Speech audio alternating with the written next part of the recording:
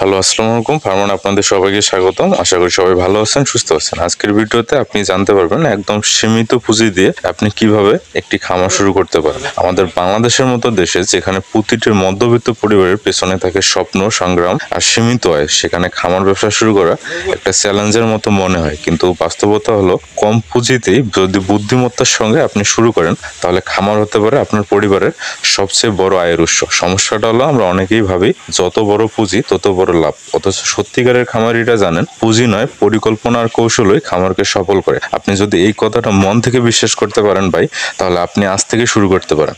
আজ আমি আপনাকে বলবো এমন 5টি কৌশল যেগুলো আপনার খামার শুরু করার স্বপ্নকে বাস্তবে রূপ দিতে পারে, একেবারে কম খরচে, কম ঝুঁকিতে এবং মধ্যবিত্ত পরিবারের উপযোগীভাবে। প্রথম কৌশল হচ্ছে বড় খামারের স্বপ্ন নয়, ছোট শুরু করুন কিন্তু পরিশ্রমে করা হোক। খামার মানেই যেন বিশাল জায়গা, অনেক গরু, প্রচুর মুরগি, এই ধারণা অনেকের মনে গেঁথে আছে।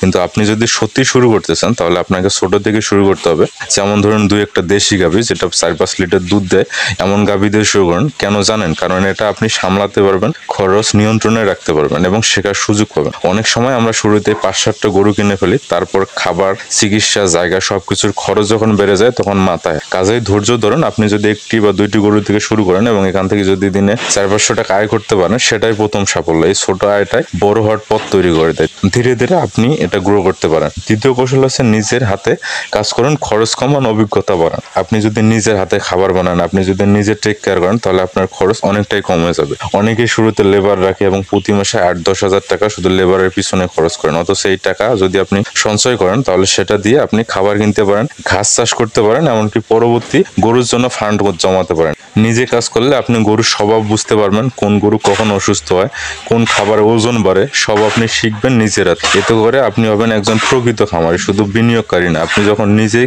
আপনার খামার চালাবেন তখন অন্য কেউ আপনাকে ঠকাতে পারবে না, কারণ আপনি জানেন সবকিছু কিভাবে চলে। তৃতীয় কৌশল, নিজস্ব উৎস থেকে খাবার তৈরি করুন। এই পথেই খরচ অর্ধেক কমে যাবে। খামারের সবচেয়ে বড় খরচ হলো খাবার, আর এই জায়গাটাতে যদি আপনি বুদ্ধি খাটাতে পারেন তাহলে আপনি প্রতি মাসে 30-40% খরচ কমিয়ে ফেলতে পারবেন। চতুর্থ কৌশল হচ্ছে লোকাল বাজারই হোক বিক্রির শক্তিশালী জায়গা। অনেক খামারি আছে যারা দুধ বিক্রির জন্য দূরের কোথাও জায়গা কিংবা গরু বিক্রির জন্য দূরে কোনো হাটের উপর নির্ভর করে। এতে করে পরিবহন খরচ, দালাল খরচ, সময় নষ্ট, সব মিলিয়ে লাভ অনেকটাই কমে যায়। আপনি যদি আপনার এলাকার মধ্যে ছোট ছোট বাজার তৈরি করতে পারেন, যেমন আপনার বন্ধু বা প্রতিবেশীর মাঝে দুধ বা হাঁস মুরগির ডিম বিক্রি করতে পারেন, তাহলে লাভ বেশি পাবেন। এক্ষেত্রে সোশ্যাল মিডিয়া ব্যবহার করুন।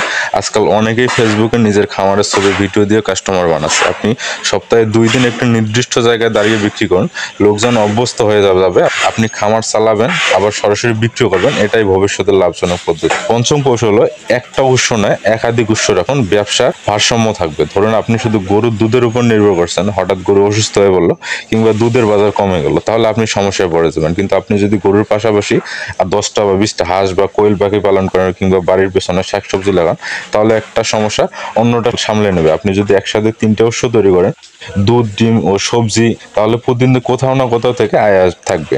এমনকি আপনাকে কেউ সাহায্য না করলেও এই ব্যবসা দাঁড়িয়ে থাকবে। এটা এমন একটা লাইফলাইন তৈরি করে দেয় যা মধ্যবিত্ত পরিবারে খুবই প্রয়োজন। আর কিছু বাস্তব কথা ভাই আমি আপনাদের বলতে চাই, নিজের এলাকায় অভিজ্ঞ খামারিদের সঙ্গে নিয়মিত যোগাযোগ রাখুন। অনেক সময় অভিজ্ঞতার কারণে বড় বিপদ থেকে বাঁচা যায়। পশু চিকিৎসক বা ভেটেরিনারিয়ানদের সঙ্গে সঠিক সম্পর্ক গড়ে তুলুন। ছোট অসুখ থেকে বড় সমস্যা সহজেই প্রতিরোধ করা যায় সঠিক সময়ে ব্যবস্থা নিলে। প্রতিদিন আয় ব্যয়ের হিসাব লিখুন, খরচ কোথায় বেশি হচ্ছে, কোথা থেকে লাভ আসছে। এই তথ্যগুলো ভবিষ্যতে অনেক বড় একটা কাজে আসবে। প্রথম বছর লাভ না হলে ভেঙে পড়বেন না বা ভয় পাবেন না, কারণ এগুলো সেক্টরে একটু সময় লাগে। আপনার পরিবারের অন্য কাউকে এই কাজে যুক্ত করুন, এতে কাজ ভাগ হয়ে যাবে, খরচ কমবে এবং পরিবারে খামারের প্রতি ভালোবাসা তৈরি হবে। এই পুরো যে পথটা, এটা কোনো গল্প না, এটা বাস্তব। আমাদের দেশ জুড়ে অনেক সফল খামারি আছেন যারা ঠিক এইভাবে শুরু করেছেন। কেউ 2টায়, কেউ 3টায়, কেউ 10টা হাঁস দিয়ে, কেউ বা 500 টাকার কোয়েল কিনে আজ মাসে 30-40 হাজার টাকা আয় করছেন। তাদের মধ্যে অনেকেই আগে চাকরি করছেন, এখন চাকরি দিচ্ছেন, কারণ তারা বুঝেছেন পুঁজি বড় না, দৃষ্টিভঙ্গি, পরিকল্পনা, পরিশ্রম আর একটানা লেগে থাকার মানসিকতা থাকলে যে কেউ খামারে সফল হতে পারে। আপনিও পারবেন। ঘরে বসে শুধু ইউটিউবে ভিডিও দেখে সময় নষ্ট না করে আজ থেকেই নিজের জায়গাটা তৈরি করা শুরু করুন। প্রথম খামার হয়তো খুব ছোট হবে, কিন্তু সেটা একদিন আপনার পরিবারের ভাগ্য বদলে দিতে পারে। খামার একটা ব্যবসা, আবার একটা ভালোবাসাও। এটা যদি আপনি মন দিয়ে করেন তাহলে কম পুঁজিতে আপনি গড়ে তুলতে পারবেন আপনার স্বপ্নের ভবিষ্যৎ। সবাই ভালো থাকবেন, সুস্থ থাকবেন। দেখা হবে আগামী ভিডিওতে নতুন কোনো জিনিস নিয়ে। সে পর্যন্ত আল্লাহ হাফিজ।